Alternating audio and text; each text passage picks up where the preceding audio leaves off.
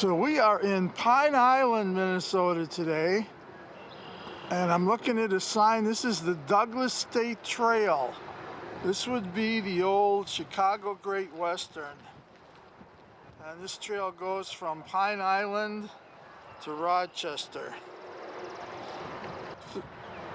So this would be what you would call the trailhead in Pine Island. There's a little park here, there's a pavilion, and there's a trail that's going off this way, and one down in here, and this will be the old railroad bed all the way to Rochester.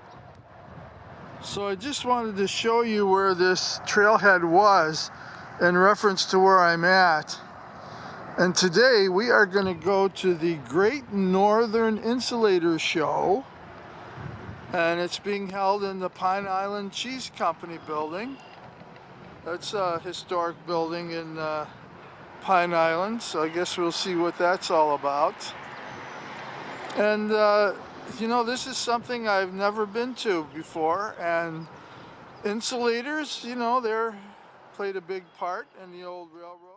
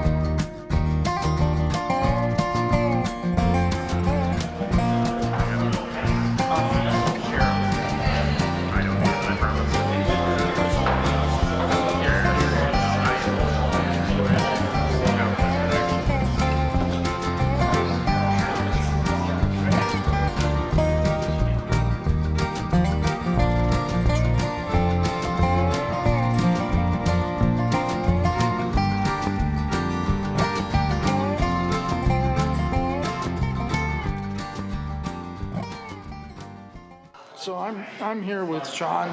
You remember Sean, and this is his collection. And I just noticed how big these insulators were. I mean, they're bigger than normal. When we walk around, you'll see all these little ones, but check that out. Yeah, they're very large. So how far back does that one go? The Lumixes were generally in service between, like I was saying, around 1890 or so to about 1915, 1925. They were almost fully replaced by the disc type, straight type insulators that you see now. But at the time that these came out, this was their way of trying to keep the high voltage in the lines. This is the design that they came up with.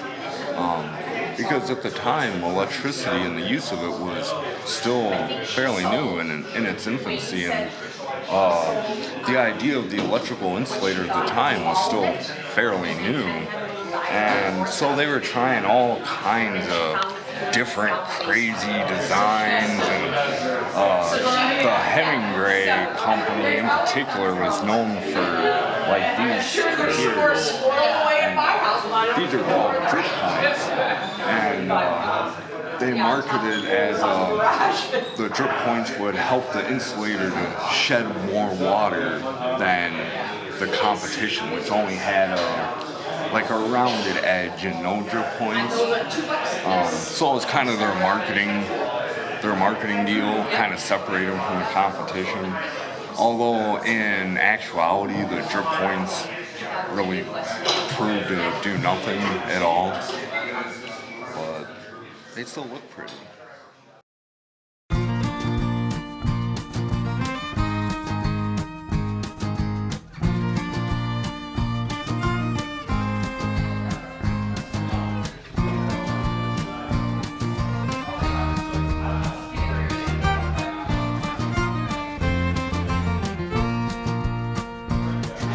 Well, I saw this and I just had to have it because this, I'm thinking this probably goes back to Civil War. We're talking to all of these insulator collectors here, and these insulators are definitely from the Civil War period. So I just had to have this for my Civil War camp.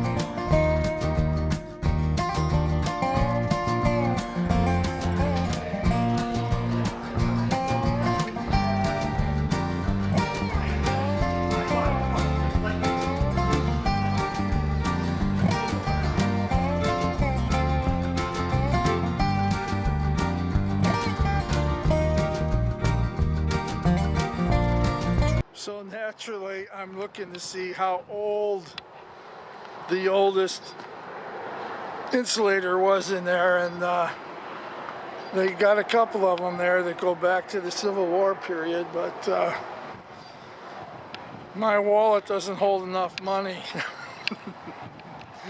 Yeah, so I did find that picture, and yeah, he was talking about me and he was showing me the insulators in the picture. So he dated that picture by the insulators, and it goes back to the 1860s. So I had to pick that up, and I'll have it on in my Civil War Railroad camp so people can see that picture. That's pretty cool. Anyway, I hope you enjoyed this. It was something a little out of the ordinary, but you know, we go back to the telegraph companies, you know, that you know, followed the railroad lines and that sort of thing. And that was a big deal. That changed the way railroads worked and everything when the telegraph came in. So it's just another aspect of history that has to do with everything, you know. So yeah, so I'll catch you on my next one. God bless you all.